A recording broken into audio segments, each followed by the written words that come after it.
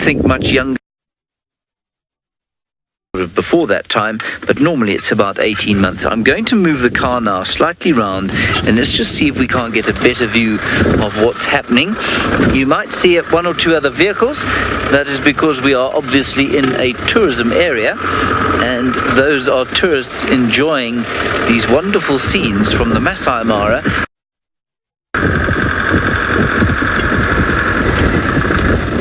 Here we go.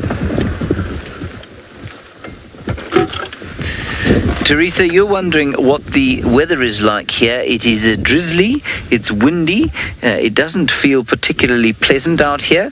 That's, well, that's not a train smash. It's been, well, it has been pretty rainy for the last 2 days or so, which is not ideal for our comfort, but it's very good for hunting. Yeah, that male is looking.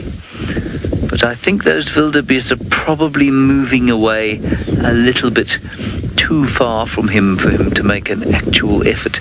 Angela, you say that, come on, boy, it's lunchtime. Yeah, my sentiments exactly. I must say, I really feel this would be a good time for these lions to make a bit of an effort. And it would be interesting to see what comes over the hill. Sharon, you want to know if we've been out all night with these lions? I have not. We just started this afternoon's drive, and our plan was to go across the river. But this presents itself, or must certainly put us in a bit of a quandary, because this really is quite interesting. And we might have to just hang around here a little bit longer to see what these lions do. We'll get into a position where we can see what other wildebeest are coming this way and find out if these lions are going to hunt. So what I think they will probably do is wait here, and if something comes down to the water, then they will almost certainly take it. Claire, you want to know when the migration officially ends. Claire, the migration officially ends on the 10th of October at 11 o'clock in the morning. Obviously, I'm talking absolute rubbish because it's not possible to say when the migration ends, Claire. It ends when the wildebeest leave. That could be now. It could be any time up to the end of October. And by the time they've left, well, then we call the migration in this area over. But of course, the migration never ends. It is a continual movement of animals that go up here, and then of course they move down towards the southern plains of Serengeti, eventually arriving there between January and February. Normally, that's what they've done in the last 10 and 12 years, or 10 to 12 years. And so, you know, it never stops. And then they turn around, they come back up here, arriving sort of at the end of July, normally. Beginning of July, as it was in this case. And the lions, of course, well, I'm not sure how good they are at forward planning, so they think that life's going to be like this forever, and then suddenly it's not going to be quite so bountiful, and they're going to have to spend a lot more time looking for other things to eat.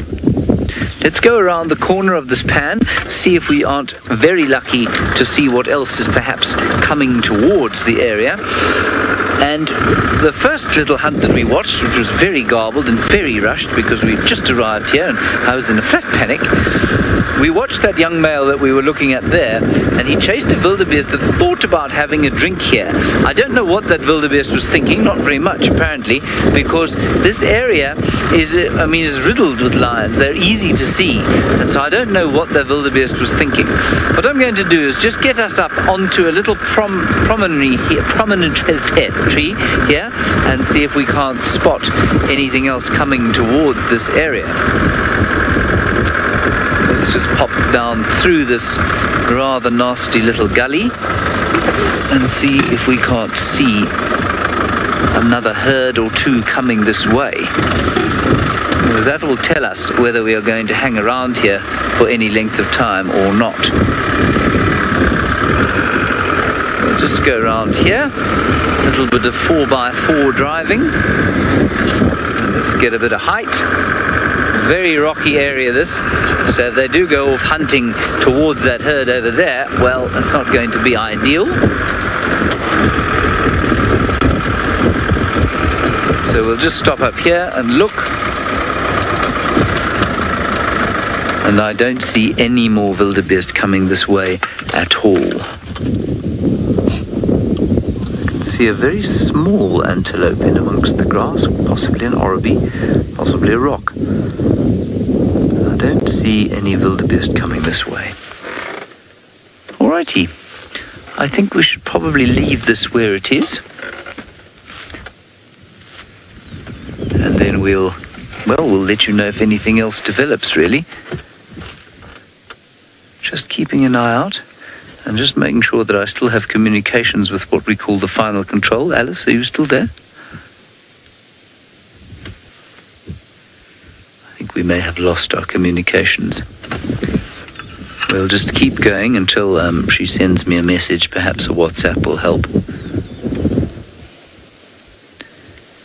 Craig, you'll let me know if you hear anything, will you? Okay, let's go back to the lions for now then.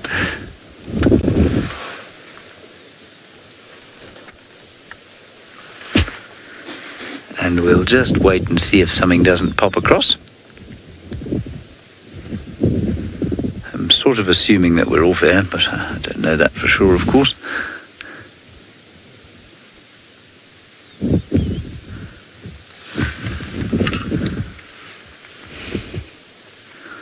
Let me try and find out quickly.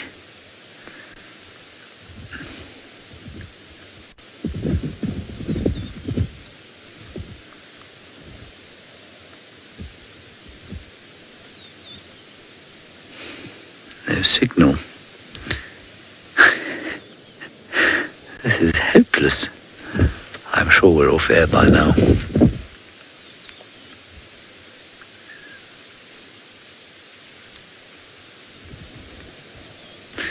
I think we're going to have to carry on. Craig, I think the signal is just simply too dodgeable out here. Well, that was a potentially useful place to be.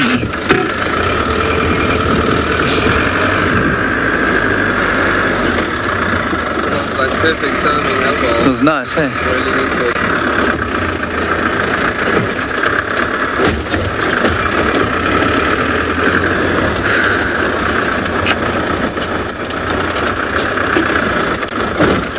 Oh dear. I didn't think that was a rock. I thought it was a bit of soil.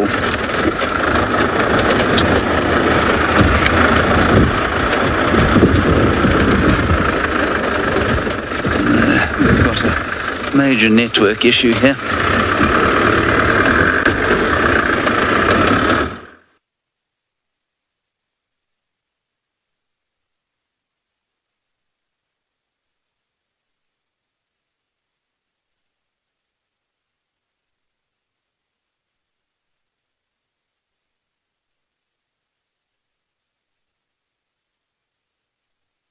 Safari and may include animal kills and carcasses. Viewer discretion.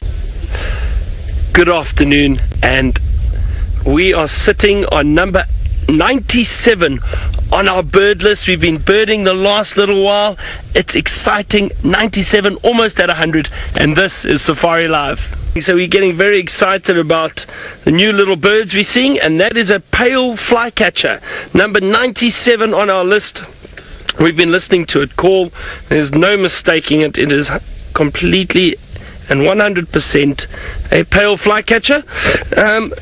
So what a good start. Another new bird for us. And my name is Byron, and on camera with me is Sebastian this afternoon. Again, we are from the Sabi Sands in Juma Game Reserve, and it's just myself out here at the moment. Sorry about a bit of the confusion in the beginning of the show. James is up in the Mara, but he was busy with the Facebook Live. You know, we've been doing a lot of those up there. The Mara will be joining us a little bit later though. James and Scott out there this afternoon, and we are going to try and see what we can find this afternoon in terms of wildlife in general, birds, mammals, everything. So that was a nice start. 97. I'm so excited. I know a lot of you have been enjoying this birding challenge that we've been doing, trying to get as many birds as we can on camera in about a week. Now, it's not easy. We've been identifying different bird species, and we are now on 97. The challenge was to try and get to 100. We've been seeing a lot of birds, but it's getting them on camera that is the trick. And it's a beautiful warm afternoon here in Juma. And don't forget, everyone, we are completely live. So send us your questions and your comments. You can do it via Twitter. Hashtag Safari Live is how you do it. And we will gladly answer your questions. Always nice hearing from our viewers. Hope everyone had a wonderful, wonderful weekend. It's the start to a new week. And so far, so good for us. We had a lovely morning. We had elephant. And we had some good birding. So it was really exciting this morning. Just nice to be out there. Now, Seb, do you want to jump off quickly? Sebastian has just been doing some time lapses of the area, and what we're doing is we're going to try to put together a wonderful montage of the changes of the seasons from winter through specific points.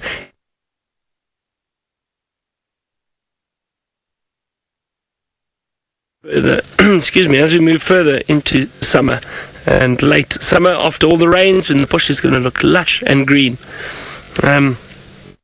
Now, I said I'm so excited about the birding, and it's been tricky. The last few birds have been quite tricky, trying to get new species that we can see. And I mean, 100 birds in a week, especially in winter, it's not that easy. It's not that easy at all. But we've been very, very fortunate, and we've had some good birds for. Galrez, you say 3 birds in 3 hours, 3 more birds in 3 hours. You think we can do it? Let's see. Maybe we get over 100. That'll be good. So we'll try our best. Oh, just walking over there. Crested Franklin walking through the grass. And the nice thing is we've been doing the birding. Now, birding isn't always for everyone, but we keep seeing a lot of wonderful wildlife along the way. We've had great leopard sightings the last few days. We've had lions, elephant. There's been a lot going on. So we're definitely going to try again this afternoon, maybe for some leopard. Wouldn't that be nice?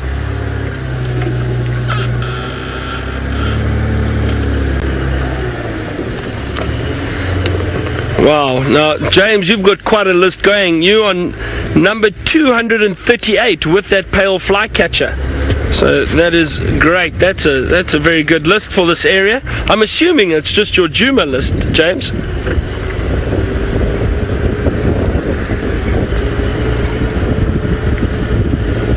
I think I know some of the viewers have got separate lists.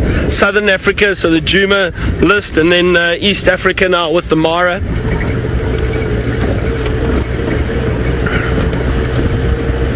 Let's see what else we can find this afternoon. Well, a little duiker. Let's see if we can get it on camera. There it goes. Maybe it stops. Here we go. We don't often get to see these duikers. Very shy, elusive little antelope, and it's probably going to dart off fairly soon. There it goes. Now that is the grey duiker or duiker. Usually solitary. Oh, great, Seb, well done. It's such a nice view of it.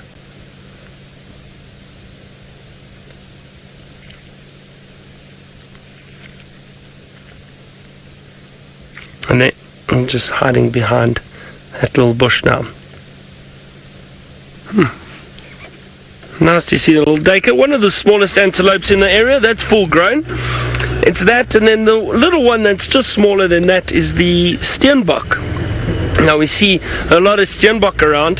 They're a little bit easier to get on camera, but these duiker tend to be a bit shy at times, and they dart off very quickly. There it goes, just in front of us.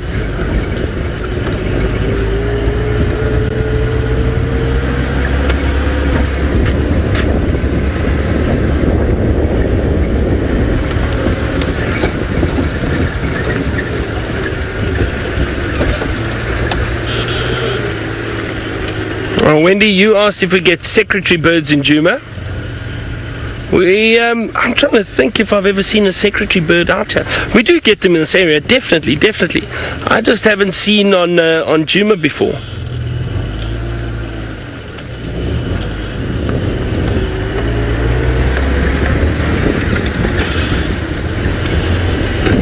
I remember just in the central part of the Sabi Sands, Londolozi, we would see secretary birds nesting there quite regularly in the torchwoods. They like nesting in the torchwood trees. The branches are quite thick, easy for them to nest right on the top in the canopy.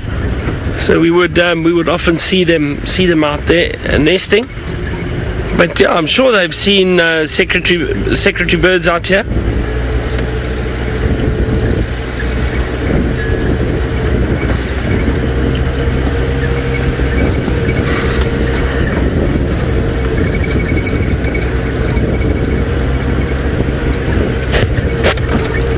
Well, Christian, you asked what birds are permanent residents of Juma. Well, so far 97 species that we can tell you are permanent residents. All the birds we've seen are permanent residents in this area, and none of them migrate. None of the species we have seen in the last week migrate, because we're still just at the end of winter. We're waiting for some of the migratory species to return. Oh yes, green wood hippoos. We haven't got those. We were looking for them. 98. There we go. There they are. You can see those beautiful red beaks. Said that one on the tree where you were is still. There we go. That's a nice view of it. The light is a bit tricky, but you can see those red beaks. We were looking for them. I thought we'd see them out here. The green wood hippo. Beautiful bright red beak. They're always in groups, very gregarious birds.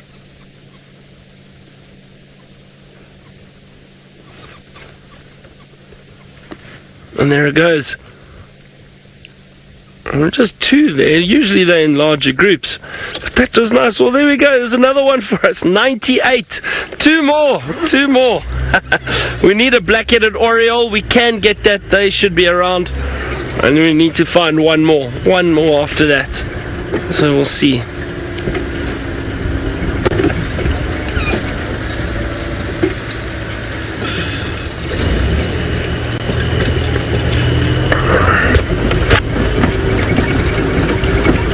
It's been quite warm this afternoon, so I think my plan is to head towards the water holes and see if we can't find some animals going down to drink. Maybe some elephant. I can see some animals rushing through the long grass at the moment.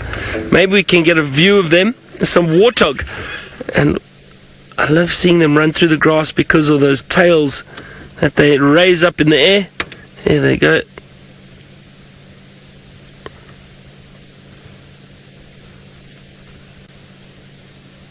Just a brief view of them.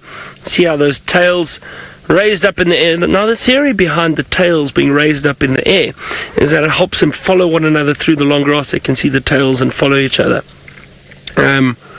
I've been told some funny stories about why the warthogs raise their tails up in the air. One of the stories, and this is not true, everyone, this is not true, but a story, just a funny story, is that the warthog skin is so tight that when they run really fast, and then they squint their eyes because they're running so fast, and that causes the skin to stretch, and then it pulls the tail up. That is a joke. It is a joke. It doesn't really. That's not the real reason, but it is quite funny.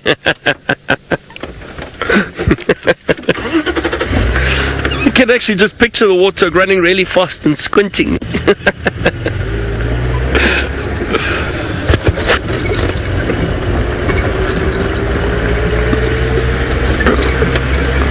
Now, thank you everyone for joining us with all these birds. What is that? I saw another little bird that I'm not so sure we have. Let's see if we can get a view. It landed in the grass though, so to find it might be quite difficult. Let me just scan this area quickly. Let's just have a look here. Oh dear.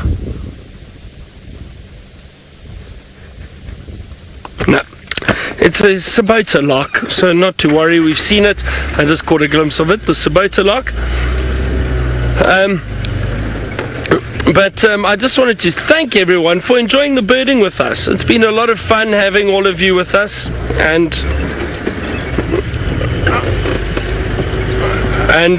just joining in and helping identify some of the birds, and just giving us the confirmation when we do identify them. It seems like everybody's been getting into it while we've been doing it, so that's the most important thing. Just a bit of fun, something different. As you know, I always try to do something different when I am here.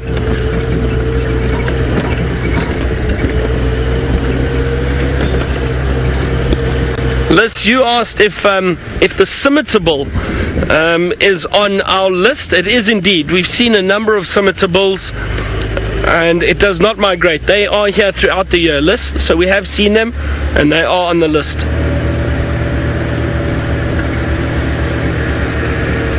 Yesterday's highlight for me was that black cuckoo shrike. I've only ever seen one before in the wild, and we saw a female yesterday.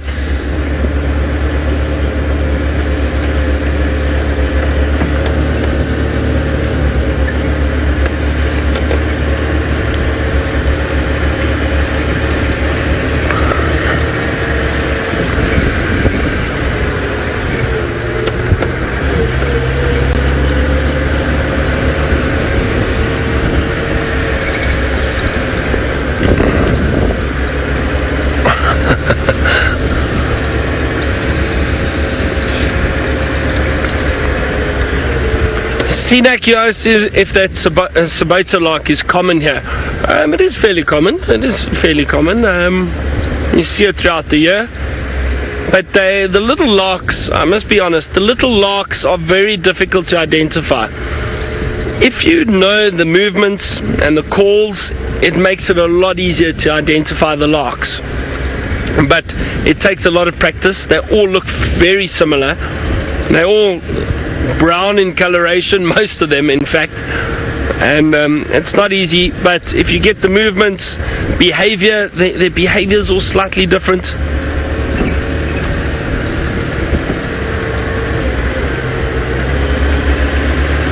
Alright, well, we're going to continue searching for everything this afternoon. We'll see what we can find. Maybe two more birds for us. Let's head across to Steph, who's watching some birds on the river cams.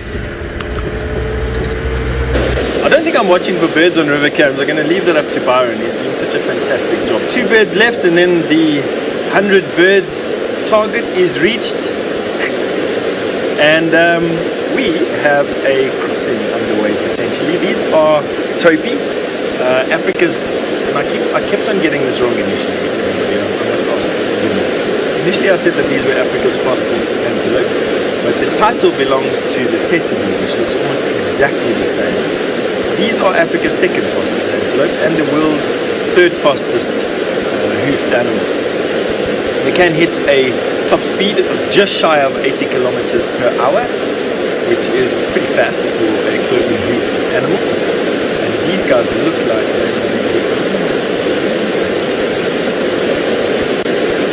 they wanted to cross, eh? They had that like crossing agitation that we've started to see. It's not something.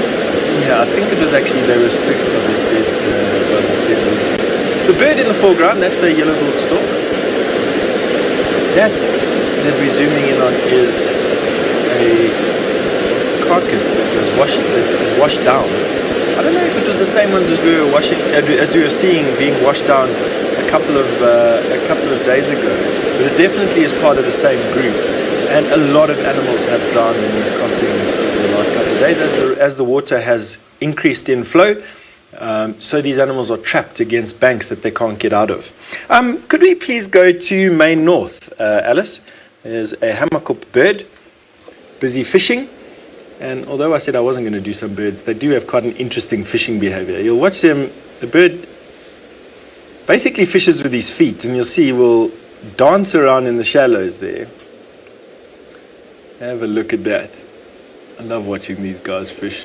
Now this morning, if you were watching what Taylor was looking at, she was watching a yellow-billed stork employ the same method, albeit a lot more sophisticated. What the yellow-billed stork would do is put its beak into the water on the deep side of the so in other words towards the river, and then using their feet try and scare invertebrates into their waiting beak. The hammerkop, I think, employs a similar strategy, although I don't know if it's as sophisticated. They use their feet to feel for stuff underneath the mud, and then will quickly snatch it up with their beak if they do feel it. But I just love the way that they have that sort of stuttering walk that they do as they're busy probing the depths for dinner. And of course, Byron this morning managed to show everybody that beautiful hammerkop's nest, and a really, really big one.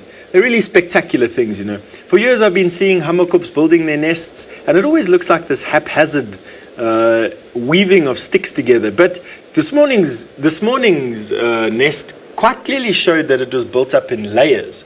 And what was quite interesting is that a couple of months ago, on the shores of Lake Victoria, I was lucky enough to see a half-completed nest of a hammerkop, and I'm pleased to say that it does have a chamber in it. I'm equally pleased to say that the chamber wasn't plastered like I've been led to believe that it is sometimes, but it was woven with a much finer selection of sticks, creating a very, very fine meshed weave on the inside of the chamber inside their nest. Here comes the yellow-billed stork, obviously feeling like it needs to watch how the yellow-billed stork's method differs from the hammerkop's. Beak open, herbst corpuscles in use, which is basically like a tongue. For those of you who haven't learned that with me for the last couple of days, I've learned a new thing. At the tip of a yellow-billed stork's beak is covered in a organelle called a herbst corpuscle, which is basically like our tongue, and enables the beak of the bird, which is a bony structure, to taste and feel. And what this bird is doing is hunting these submerged grass beds. Whoop! I wonder what that was.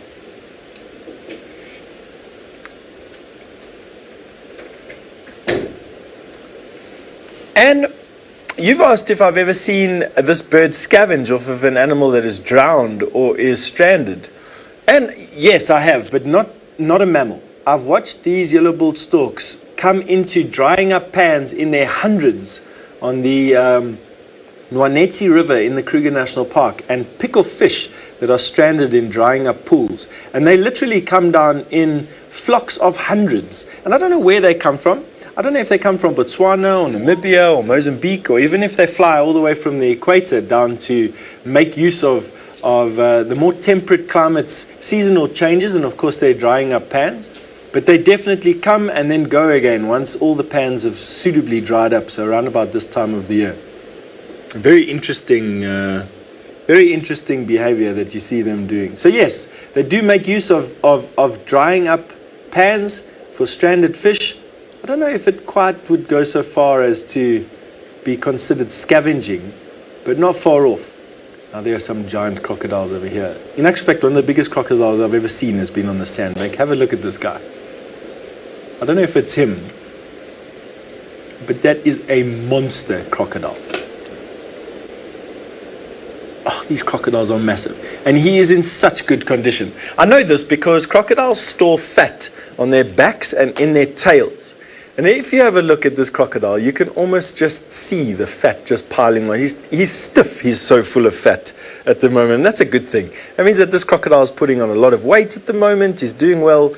And this is truly one of those giant crocodiles. I don't know if he's the biggest one I've ever seen, but just let me give you an example of how big I think he is. We quite often see zebra and wildebeest come down and drink at that exact point. And in the point where he is, quite often six or seven wildebeest will come down there. Just have a look at this. This is now, we're about 100 yards or so away from this crocodile.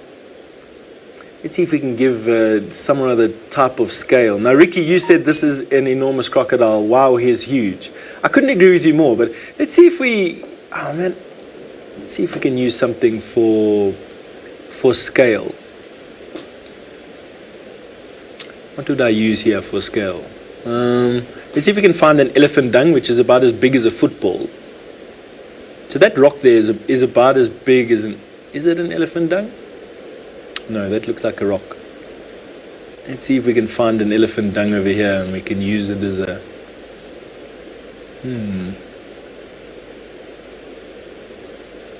That is going to be a difficult thing to do, to gauge exactly how big this crocodile is. I just know from seeing zebra at this particular point that is a giant crocodile. Maybe that round rock in front of his face is a piece of elephant dung. Is it? Are you all happy that that's a piece of elephant dung? I'm happy that that's a piece of elephant dung. So that's as big as a large pumped up soccer ball. So if you use that, a large pumped up soccer ball is about the diameter of my foot. So let's measure that together, don't we? Or shall we? So we've got about a foot in that rock over there. So 1, 2, 3, 4, 5, 6, 7, 8, 9, 10 feet before his tail disappears behind that rock. So that's a 10-foot plus or minus crocodile. Isn't that just massive? Probably stretching to about 12 or maybe even 13 feet if we take in the last 3 feet of his tail. Massive, massive animal. Oh, I love looking at these crocodiles. We've got another giant crocodile at Dusty Crossing. Why don't we go and have a look there as well?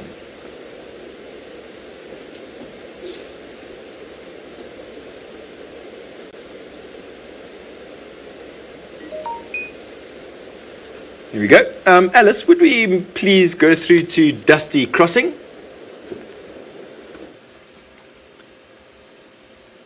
Here we go. Oops, we got a bit of a problem going to Dusty Crossing.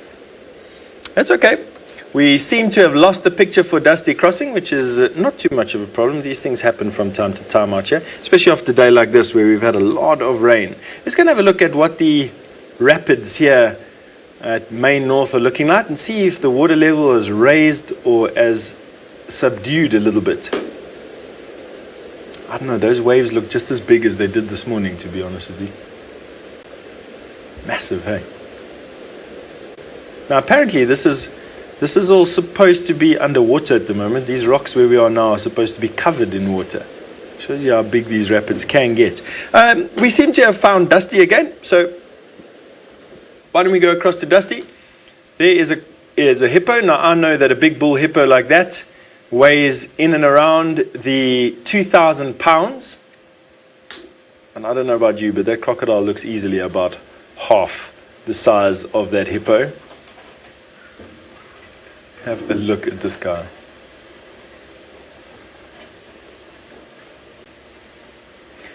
Douglas, you'd like to know if the crocodiles gorge themselves like the lions do when they're eating.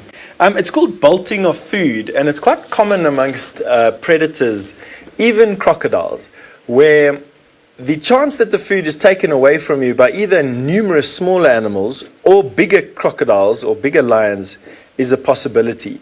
And I would say absolutely. Just looking at some of the feeding frenzies that I've seen with the crocodiles here, there seems to be that it's all relaxed up until one starts eating, and then it's like there's no tomorrow. And these crocodiles absolutely then start to just rip off chunks and swallow down as much as they can, as quickly as they can. This guy looks full, doesn't he? I mean, I would imagine that a crocodile trying to flatten himself out to get the most sun possible would be slightly skinnier, but that belly just looks like it has got a ton of meat in it, doesn't it? Ace Gaming, I think, is your name. You just wanted to know if this crocodile is sunning itself. It is absolutely Ace Gaming. They come out of the water, they're cold-blooded, they come out of the water now at this time of the year to make sure that their bodies are in the optimal temperature range to metabolize meat as fast as they can.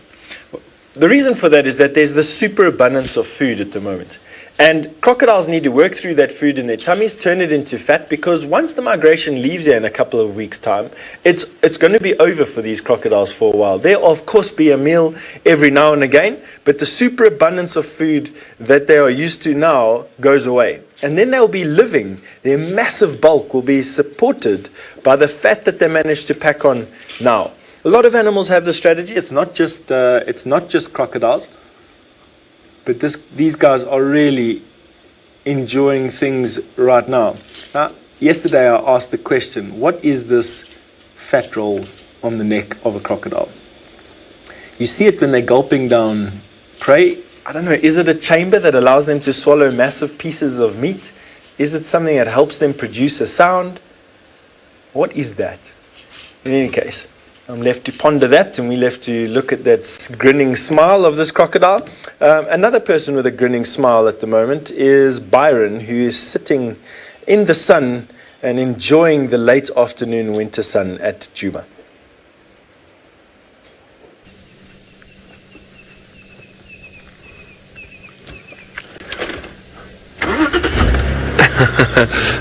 Steph, I do. I've been enjoying this birding competition, and because we're so close now, it's like in reach. Almost there.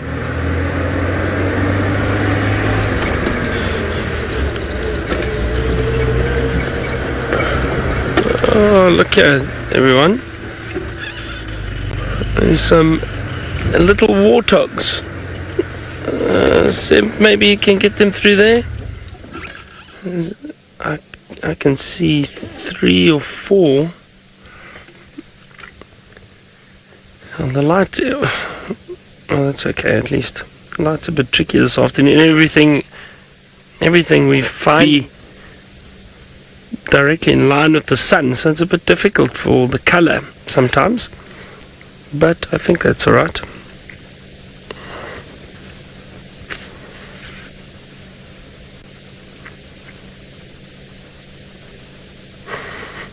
Down on their knees, feeding on the grass shoots and roots again, as the warthog do.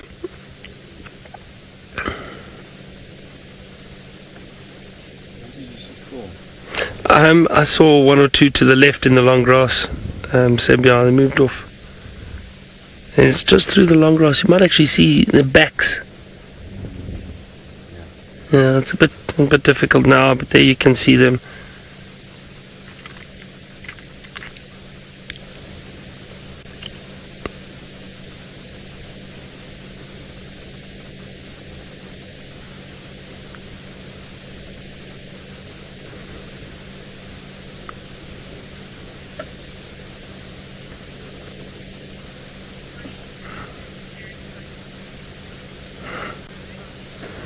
Monique in London, you excited to see the warthogs?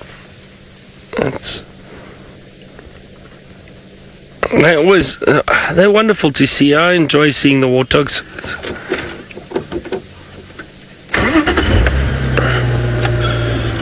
Sinak, you asked how old the warthogs are. I have no idea, Sinak. I don't know. It's difficult. I would guess that they're probably about a year old at least. Those little ones that we saw, I would guess somewhere around there, maybe even a year and a half.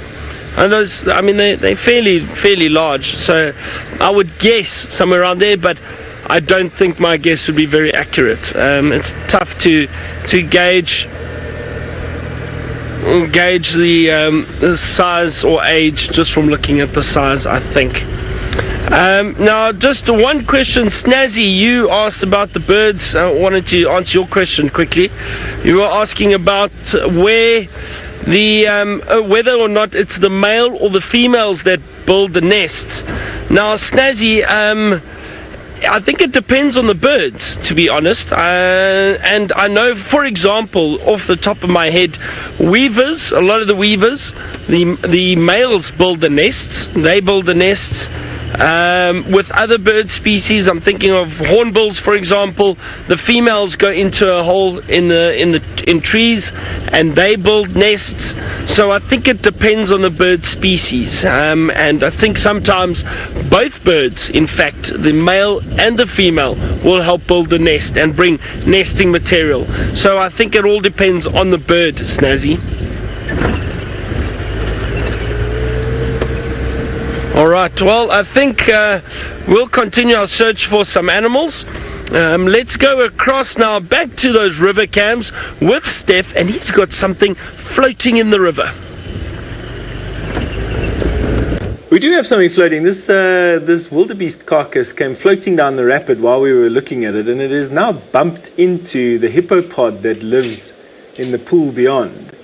And it's created a weird reaction. I mean, one would think that Hippo would be fairly nervous of a bloated wildebeest carcass coming and floating down the river, but these hippos seem not to be too perturbed about it at all. Excuse the odd... there's... We know that one hippo has now the wildebeest leaning on him. Those white marks are skin that has been sloughed off through either, I don't know what, either crocodile action or perhaps just the carcass being stuck underneath a tree. Whoop, whoop. Now, it is not uncommon for hippo to eat carrion, but none of these hippo are having any of this at all. It's not like they're bothered by it. They're just not interested. It's actually quite amazing to see, you know. I'll tell you, this river definitely has the ability to astound a person with all the things that we're looking at, you know.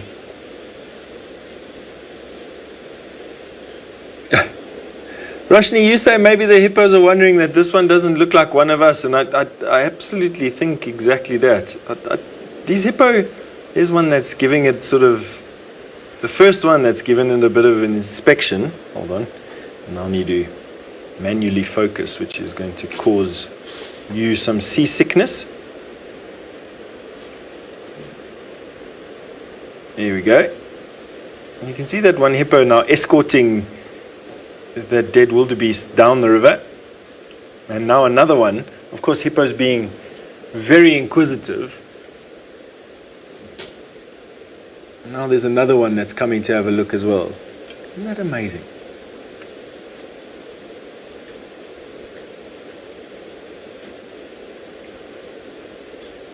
Definitely nudging it along. Whoa! Big bite there. I don't know what it's doing. Like I said, it's not uncommon. Wow. It's not uncommon for hippo to eat carrion. In actual fact, it's not uncommon for a lot of herbivores to eat carrion. In this particular instance, I don't know if this hippo is just being very territorial or... Let's just see exactly. There's another dead wildebeest in the background there. Wow, there's a lot of dead animals. This is incredible. Let's see if this hippo is feeling a little bit insecure. Quite often, whoopsie. Sorry, everyone.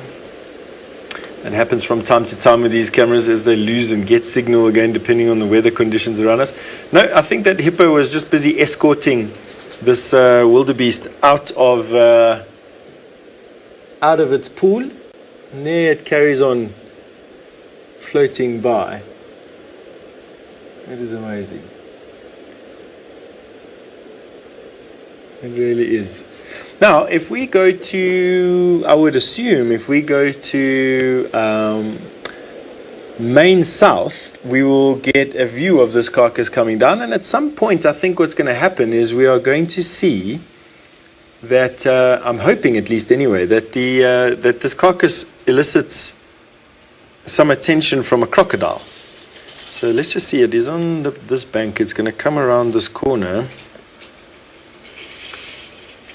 Oh, hold on, I'm on the wrong camera. Excuse me, everybody. This is the first time in my life I've had to operate a camera and think about what I'm saying, and you know, it's all a bit much for my tired little brain. So I think that carcass is going to come around this corner now, in the next couple of minutes, seconds at least anyway. While we're waiting for it to come around the corner, why don't we go and have a look at Dusty Crossing, which has got also its own resident carcass. And there's a hippo that's busy looking at a crocodile. I don't know what this hippo is busy doing, but it's looking at this crocodile as if to say, you in my staircase into my swimming pool, like what are you doing over there? That bloated, rotting carcass is also another wildebeest. Love my Charlie face. You want to know if crocodiles attack hippos?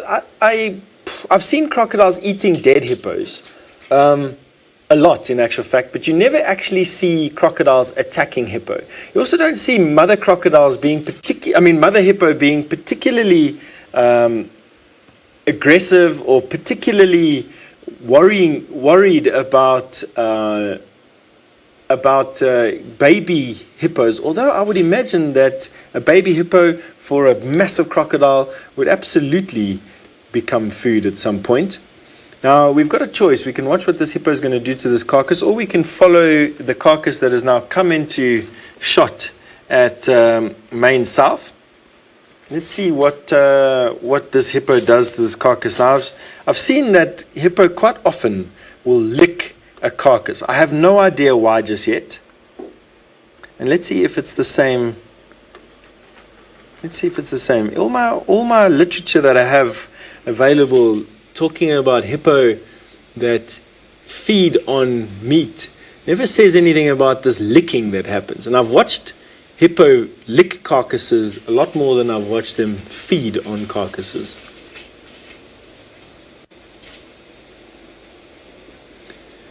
Kathy, you've asked what does it smell like at the river. Can we go to Main South while I answer this? We got a crocodile edging towards this wildebeest carcass. Kathy, it stinks like you cannot believe. It smells like a month-old dead corpse. And the whole river system smells. You can see that this crocodile is angling in. Let's see what it does when it does get close. No, it's decided it's had enough. Dead meat is not what it wants. Massive crocodile that came in there. How interesting was that? Why did it just let the carcass go? Obviously it came within sensing of it, saw that it wasn't alive, and then, that discounts everything I've been told about crocodile. A crocodile will choose rotting soft meat over fresh meat, given the choice and given the fact that they are full. Shows you. Don't trust what you read. Trust what you see. Let's go back to Dusty Crossing, if you don't mind. That hippo is still busy licking this carcass. I just don't know what's going on here. How beautiful is that pink tinge to a hippo skin? It's not every day that we get to see that. Now, that is created by a secretion on the hippo's skin called hipposudoric acid and norhipposudoric acid, which are two sort of sticky. I suppose the closest that we could get to is sweat that the hippo produces. Oh, look at that. Wow. Now that looked like a proper yawn. It didn't look like he was trying to intimidate a dead wildebeest. It just looked like a decent yawn. Now, that pinkish tinge comes from the fact that this secretion dries to this sticky pink and sometimes orangey hued residue on the skin of the hippo. One of the compounds is UV absorbent. The other one is a very good antibacterial compound, and it just sort of protects the hippo's skin. Hippo being closely related to whales and to another yawn. What's going on there? Being closely related to manatees and and whales, don't have any sebaceous glands on their skin whatsoever, and so this is the only gland that these hippo have managed to evolve. Look at that, eyes closed. This is mad. David, you made a comment there about this hippo perhaps smelling the grass inside of the wildebeest's stomach. I don't think it's too far out of the realms of possibility there, although I've watched them do this to fresh carcasses as well. And that wildebeest looks rank. This hippo is so tired, tears are streaming out of his eyes. Now he's just washing his mouth out. I'd also wash my mouth out after licking such a putrid carcass.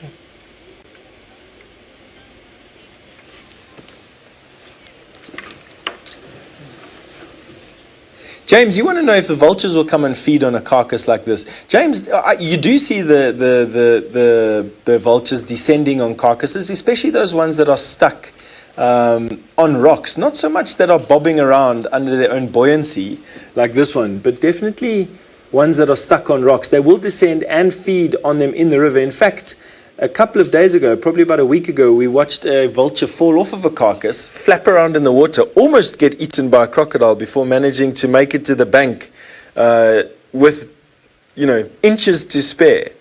This hippo is so disgusted in himself, he's got his whole head under the water at the moment. That is mad. I don't know what's happening here, everybody. I said, there's just sometimes things that you've never seen, you've never read, no one's ever told you about. All right, we're going to carry on looking for some more amazing things here. And in the meantime, we're going to be sending you over to Byron, who looks like he's just driving around having some fun.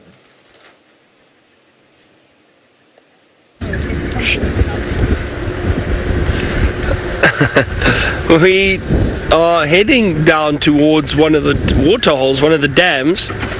I'm hoping, we're probably not going to get as much action as Steph has had on his river cams, but we're going to try and see, hopefully, if we can find some animals that have gone down to drink.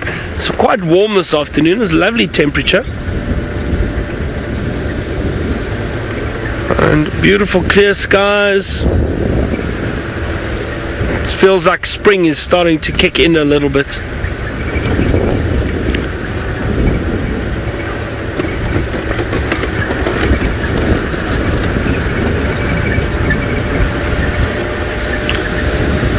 And we are looking for two more birds for our list.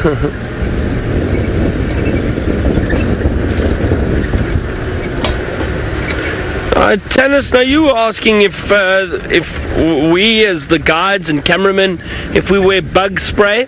So not this time of year, we don't have to, and even in summer, the time I'll put bug spray on is, sorry, I'm just listening to the radio quickly, sorry.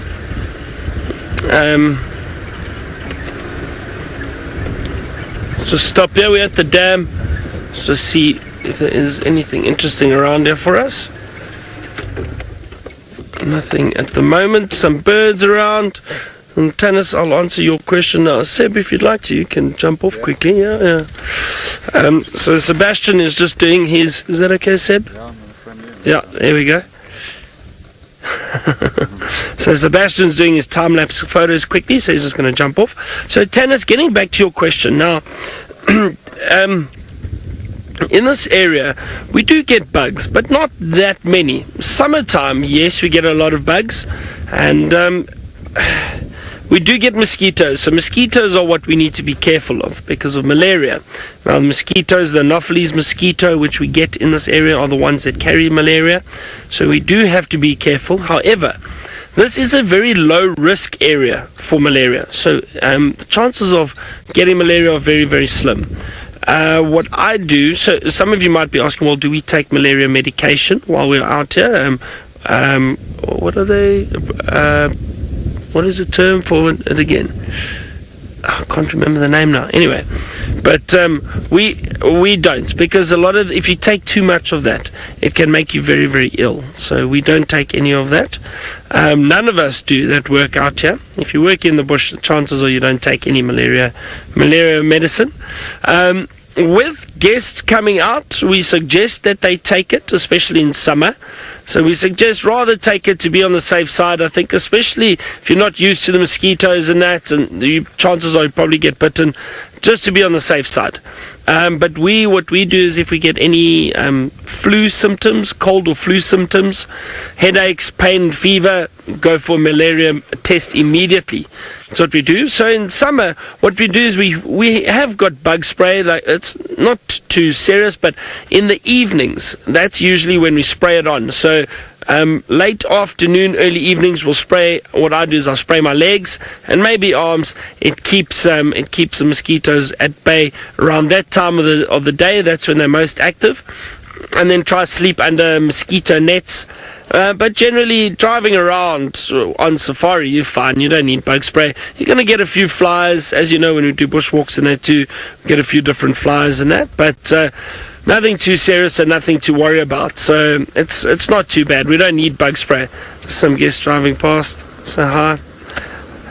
So it's not too bad. But, you know, we are careful and so on.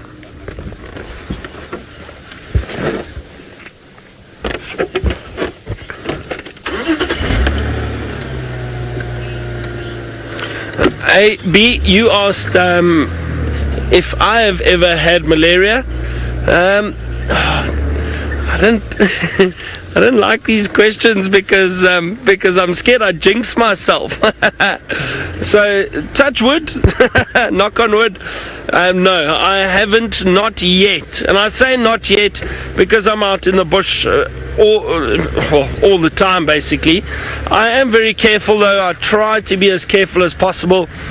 But I haven't had malaria yet. But I've had friends that have had malaria. So, yeah, I do try to be careful and cautious in the summer. But not yet. I've had tick bite fever, which is not very pleasant.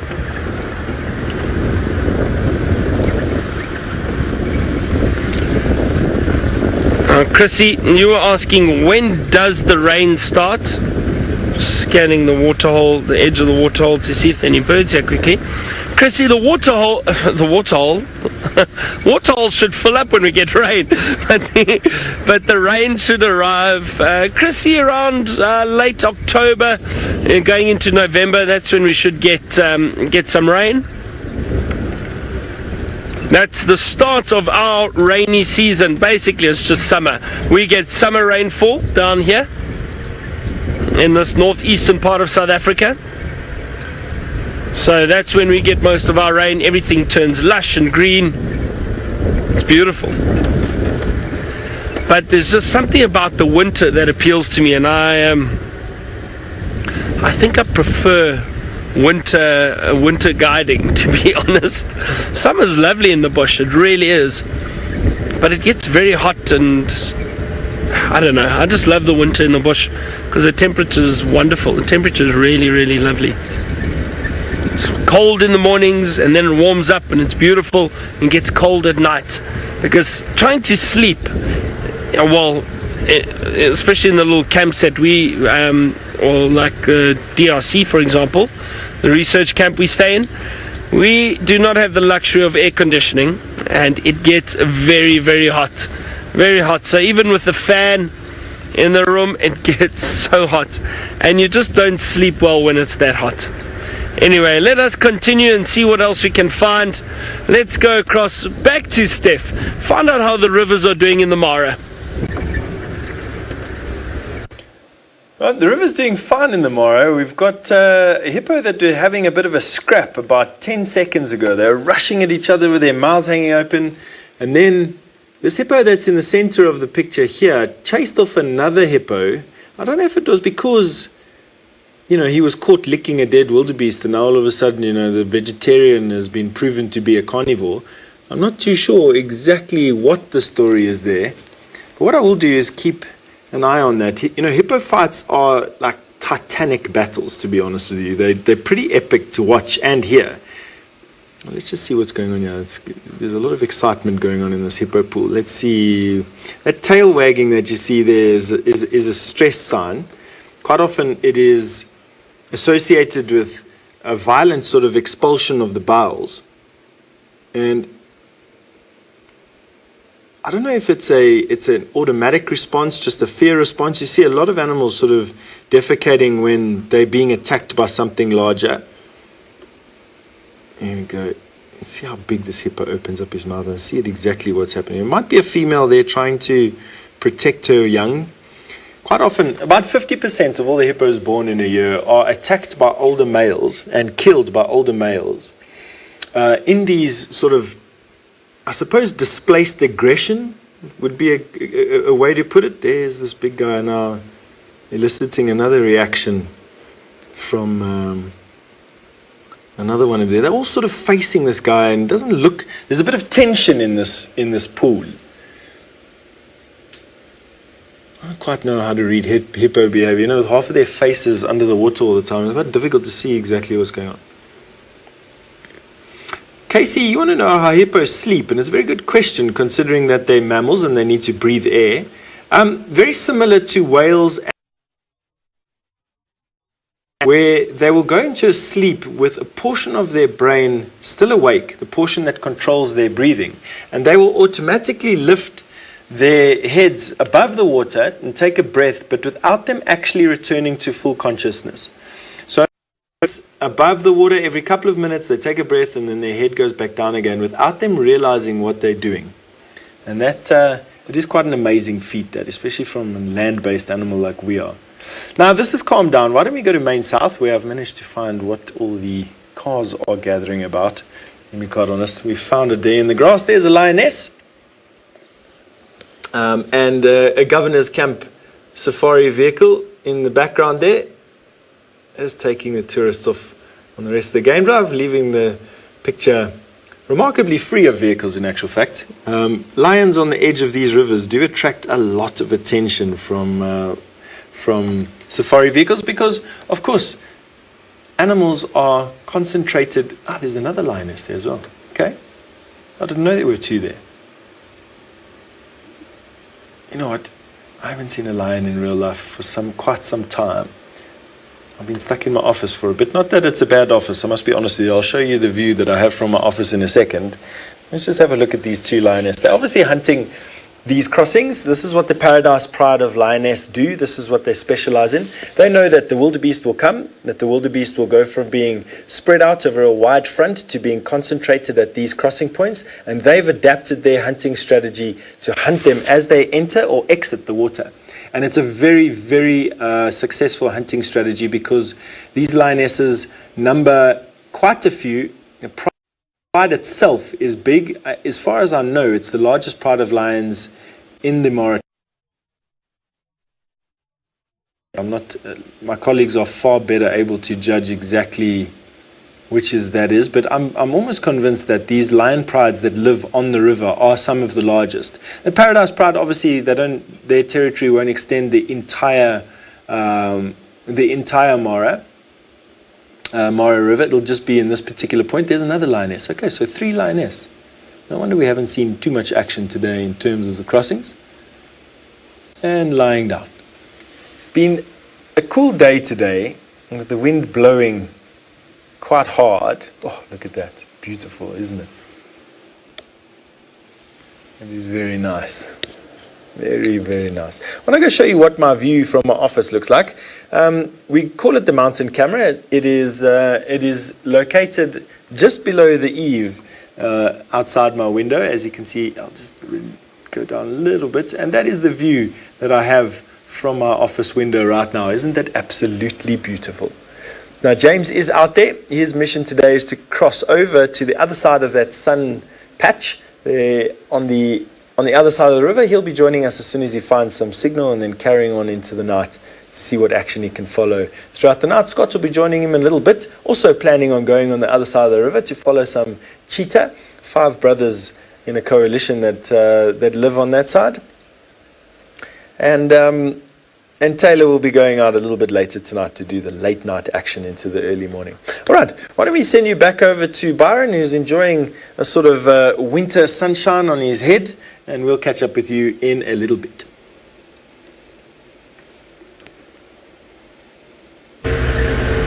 Well, good luck to Taylor. I hope she has some luck out tonight. Hopefully no gremlins, the technical gremlins we get, unfortunately. I just want to see something quick. Wow, there's an abundance of bird life in this little tree in front of us. Well, not that little, the torchwood.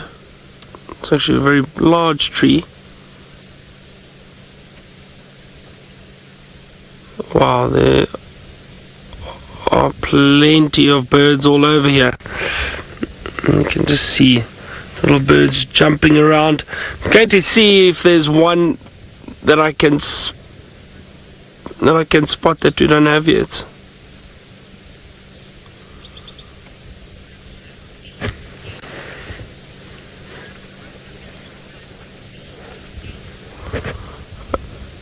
Aiden is 6 years old. You asked how do I remember which birds I've seen.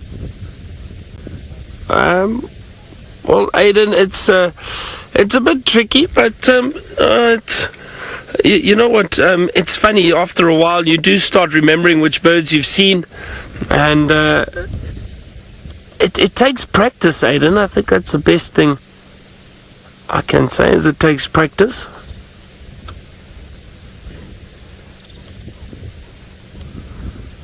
Oh, there's some yellow birds now. I wonder if those are not female canaries I can see flying around. I think so. Yeah, they are difficult to identify because they are jumping around. I think those are female canaries. I'm just going to double check. Let me see quickly. But they're so difficult to focus on. These birds jump around in the foliage, is quite difficult to spot them. Let's just see. I think they're female yellow-fronted canaries.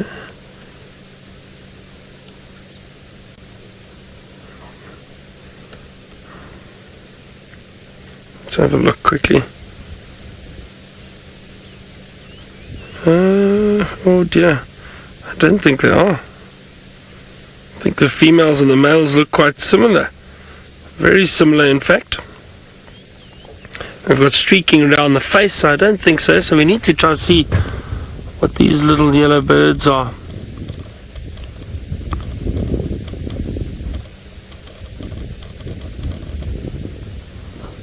There is a yellow-fronted canary, but that other bird is a bit bigger.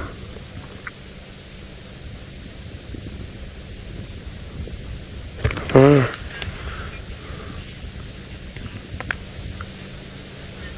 Yeah, probably not on the bird you're looking at.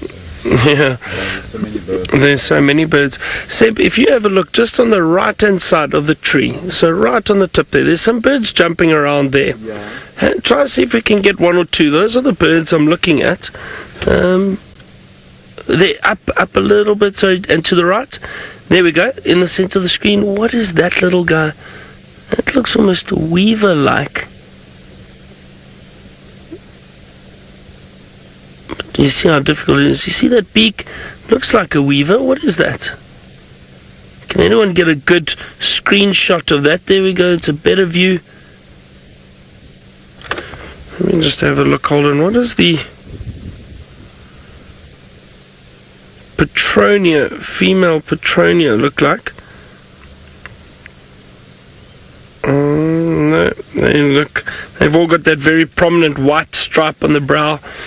So that's not it. What is that? Alright everyone, I might need some help here with that. I don't know what that little guy is. I wonder. Some friends. It looks as if it's a seed eater, judging by the beak. Slightly thicker beak.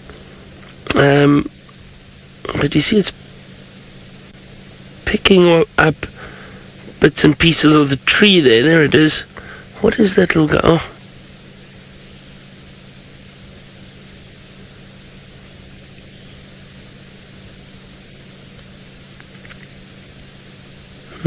It is not one that I'm very familiar with.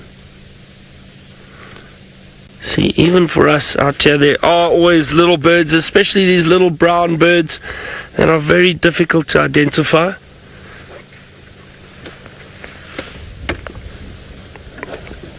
So we'll try to see if we can get a... What is that? It looks...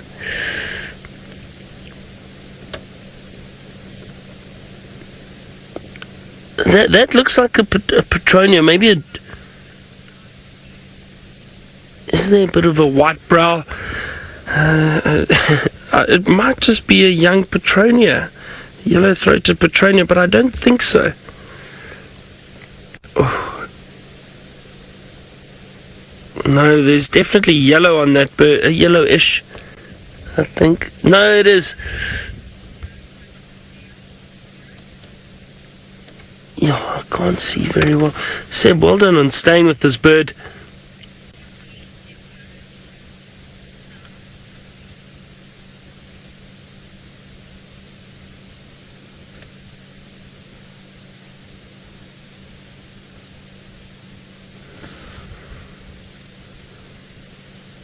I'm really not sure. There's no very prominent white eye stripe. There is, looks like a little bit of a white eye stripe there, but I don't think it's as Petronia. Sparrow, let's have a look at the sparrows perhaps.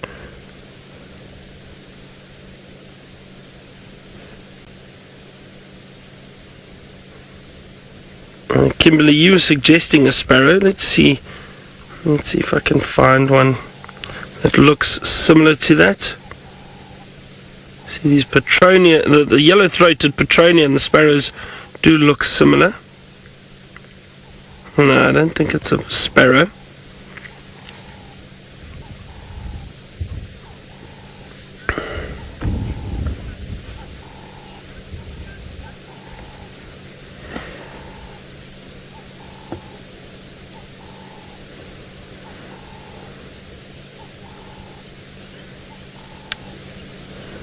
Let's see if we can find a. See, I don't know if it's. You see, the weavers are all very yellow. Let's check. Maybe I wonder if it's not perhaps a. Oh no, it's not a masked weaver. I mean, again, those birds are all very yellow. I'm stumped with this one, everyone. If you can help me, that'd be great. Yeah.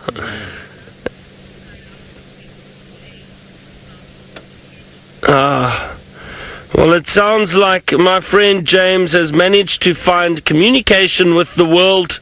Let's go across to him now and find out how his afternoon is going, and hopefully he's not too frustrated.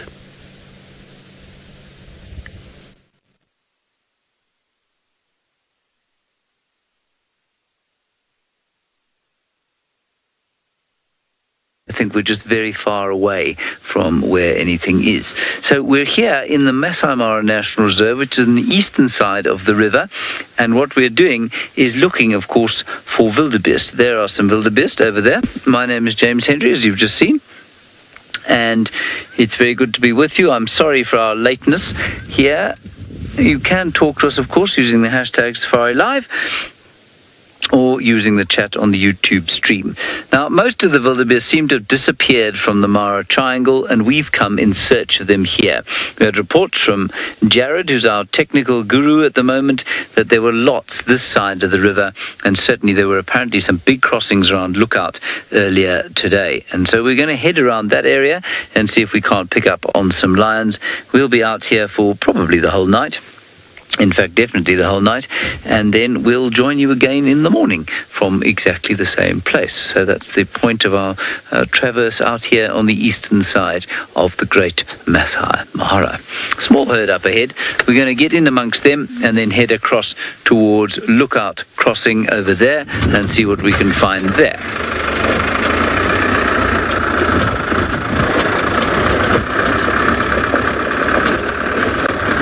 Now, I believe that Steph is on the river cams again, and he's got another lapwing. We have got some lapwings for you. This is the spur-winged lapwing. I was caught out the other day by calling this the blacksmith lapwing, when in actual fact it isn't. This is a fairly common bird on the river over here, but it is in fact the spur-winged lapwing, named after the fact that it has a spur hidden underneath the leading edge of its wing.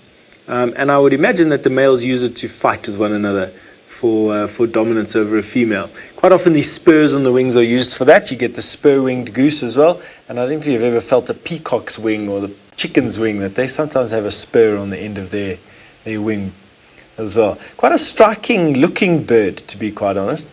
But one of the most notable features of the lapwings is the fact that they give birth to precocial young, which are born on the ground in a scrape rather than a nest. And this has a couple of advantages. Obviously, they don't lay a lot of eggs. They only lay 1 or 2 eggs.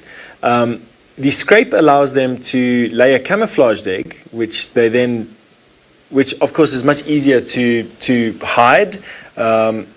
And they don't have to waste all their energy building or constructing a nest, or even fighting for a nest, as is the case with kingfishers or with rollers. the birds then, the youngsters are born much later, so the eggs incubate for a lot longer, and the babies are born precocial, which means that they're born almost fully formed, and within a very few days they're starting to pick up whatever actions mom and dad are doing and will copy it and are independent much quicker. Samantha, you say they're very cute birds. No, actually, they're striking birds for this type of sort of barren environment that you have out on the river edges, the mud flats. Always in pairs with one another and not shy to actually attack anything that comes close to their eggs. Paula, you'd like to know how many eggs they lay. I'm not 100% sure, Paula. I'm sure, though, that it's just 1 or 2. At an outside, perhaps 3, but I don't think it'll be much more than that. And the reason for that is that they've really got to look after these youngsters. And having too many youngsters is, of course, energy sapping. What is that over there? That is another bird trying its best to stay hidden. Have a look at that. 2 birds, in fact. That is a water thickney bird. A nocturnal bird spends most of its days crouched up in those positions, trying their best to look like rocks. Another bird that also gives birth to precocial young and in a scrape as well. Only these are nocturnal, so they'll spend most of the day just hiding around. And in the evenings, scurry about on these open patches looking for any invertebrates, insects. But they will eat things, anything, from a mouse to a scorpion, to lizards, to snakes. They are very general in their diet. Good predators, in actual fact. This is quite a nice spot, actually, even if I do say so myself. I'll show you how far away from the camera it was. Now, why don't we go... You can see it was very far away. Why don't we go and have a look at Main South, where those lionesses look like they are getting ready for the evening. Now, why I say that is because lionesses generally spend most of the day just sort of harboring their strength against the coming twilight. And quite often what they'll do is safari vehicle. For those of you who are joining us now, you can have yourself driven through the Maasai Mara Game Reserve using local safari companies. A very good way of seeing this reserve if you are visiting. Now, lionesses will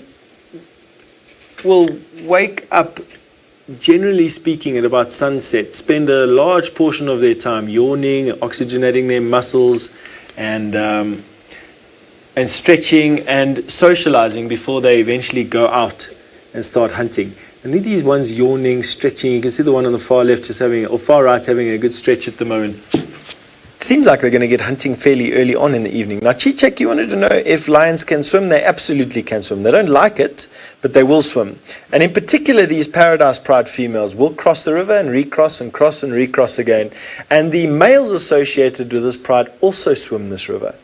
Now, they don't like it, and there is lots of documented proof of lions falling victim to crocodiles. Crocodiles will absolutely eat lion. They are predators of lion, as are crocodiles predators of man, which is not the same as a lion. Lions do not prey on man unless they have learnt that behavior, whereas a crocodile and a polar bear are instinctive hunters of man. How scary is that?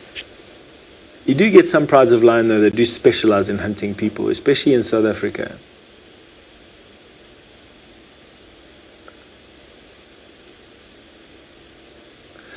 Alice, would you mind just saying the name of our viewer again? I couldn't quite catch that. Gremlins General. Wow. Gremlins General, you wanted to know or what happens when 2 lionesses from different prides meet one another.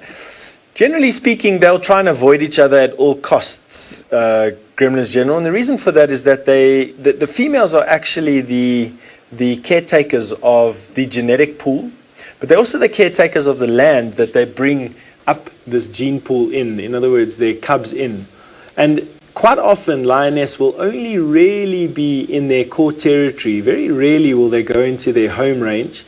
And if they do venture into their home range, it's generally because they know that no other lioness is in there, or no other lion prides are there. Should they encounter one another, quite often what's happened is the interloper is seen off at speed, and will be very submissive in another lion's territory. And if they are caught, quite often they are mobbed, especially if they are outnumbered. And what happens then is quite serious injury can arise from that.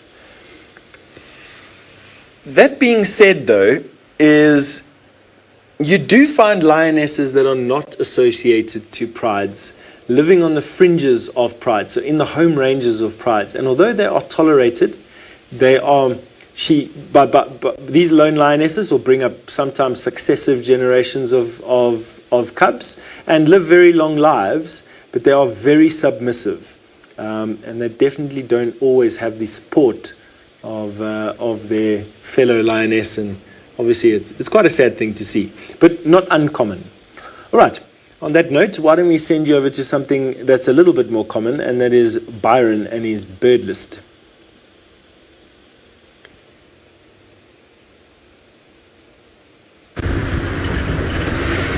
Well, we did manage to identify that bird, everyone. I did think it was weaver-like, and it is. It's a female, or the non-breeding plumage of the red-headed weaver. That's what it was. So it's Terry and Ruth, you apparently sent a comment in saying that's what you thought it was, and you're right. It's a female non-breeding red-headed weaver. Now I was having a look around. It makes sense also with the area that they are in. The other weavers are generally found closer to water, and yeah, it was definitely those female red-headed weavers. And non-breeding males, it was a bit tricky and gave us some work to do, which is nice. Some of the female birds, what is that? Looks like an emerald spotted wood dove, perhaps. I wonder what has happened to our beautiful owl.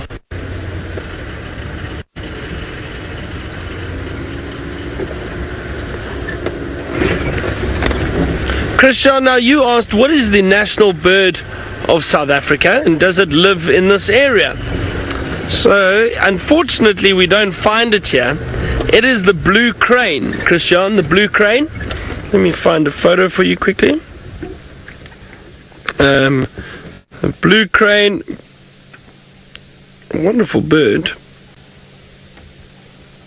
But they are predominantly found kind of central and southern part of South Africa. But that's it, the blue crane, that is our national bird.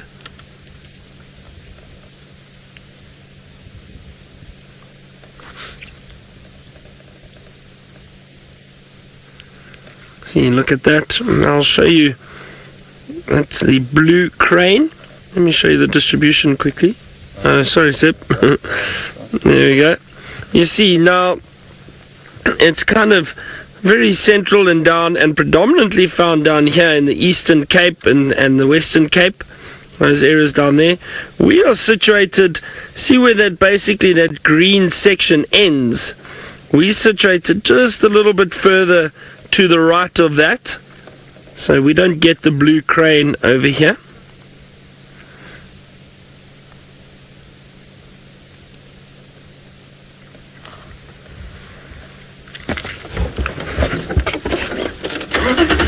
Anyway, we're looking for a little black-headed oriole now, so I'm going to stick along the edges of these drainage lines of the Mulawati. Maybe we're lucky and we find a black-headed oriole this afternoon. There's a few other birds that we still need. The Swainson's Franklin. We need we still have options. Swainson's Franklin, black-headed oriole, Burchell's Kukul, we heard the other day. What else can I think of? Maybe a Marshall eagle, African hawk eagle. That'll get us well over 100. Brenda, we don't have blue jay birds. What they're closely related to. Maybe one of you can let us know. What is a blue jay related to? What does a blue jay actually look like? Now, we don't have blue jays, but I'm sure there's a bird that's in a similar family to the blue jay. you can maybe send through a picture or something, and Megan will let me know.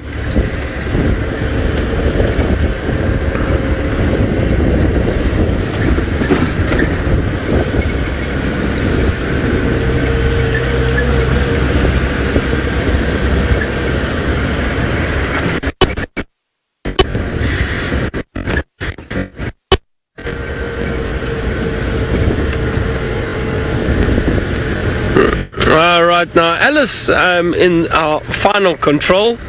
Alice has said, oh, she spent a bit of time in the States actually, and she said the blue jay looks a little like a kingfisher, very pretty, and there's a baseball team named after the blue jay,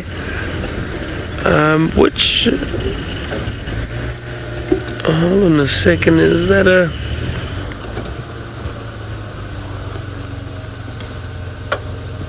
golden-breasted bunting? It is indeed. It's a golden-breasted bunting. Don't worry, Seb. And we've seen a lot of those around.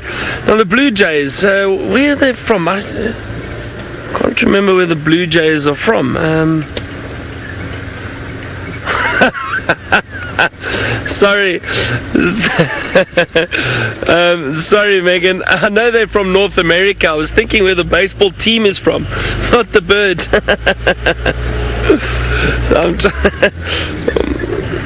No, actually, I enjoyed baseball. I used to play baseball when I was younger, believe it or not.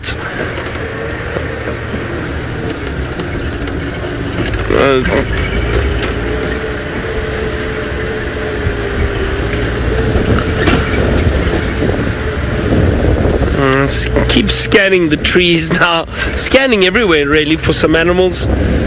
We've had no luck of leopard tracks or anything today, unfortunately, but that's the way it goes from time to time. You know, we've been very fortunate and lucky the last week. We've had great leopard sightings. We had Tingana yesterday afternoon. We've had Asana. We had Tundi the other night. We've had Tumba. We saw Tumba the other day. So we've been very fortunate with our leopard sightings.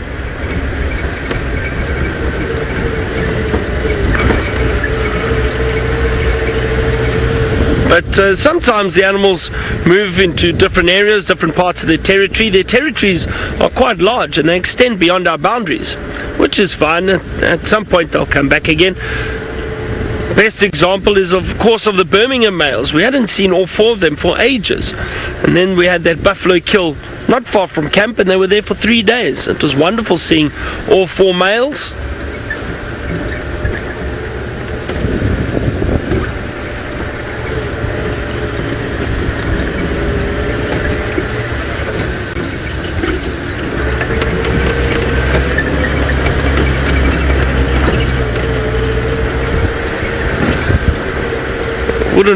Wouldn't mind finding some more elephant again this afternoon. Maybe we should head down towards Chitwa Dam and see if there's any activity.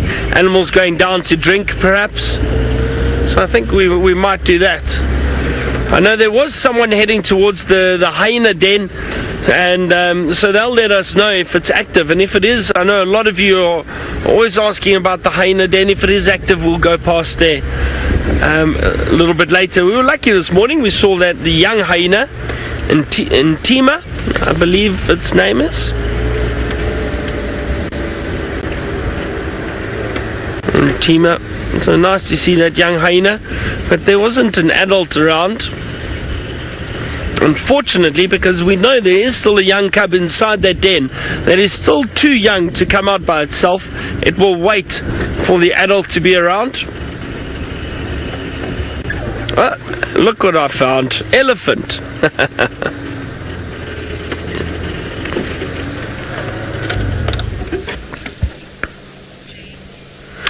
James, you say the blue jay is in the same family as crows and ravens. That's interesting.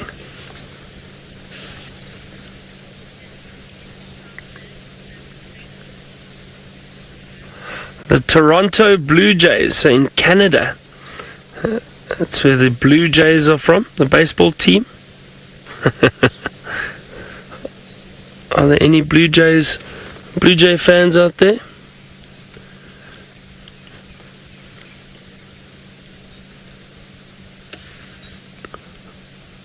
Oh, how is that, everyone? You know what? I wouldn't say I cheated. I just, but I saw elephant tracks, and I thought they looked fairly fresh, and that's what made me think of finding elephant. And we found a whole herd. They're right around us at the moment.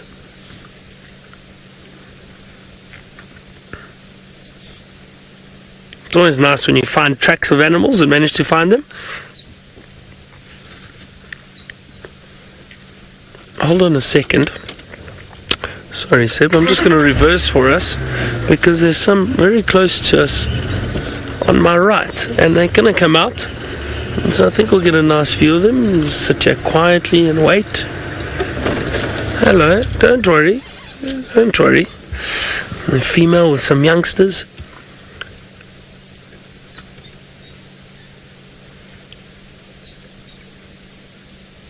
You see how she's standing dead still? Ears are poised. She's stopped feeding. Now she's just listening, possibly smelling. There we go. Lifting the trunk. Smelling. Just wants to see and make sure we're not a threat. Here they've all settled down again. And if we sit here quietly, I'm sure they'll relax and move fairly close to us.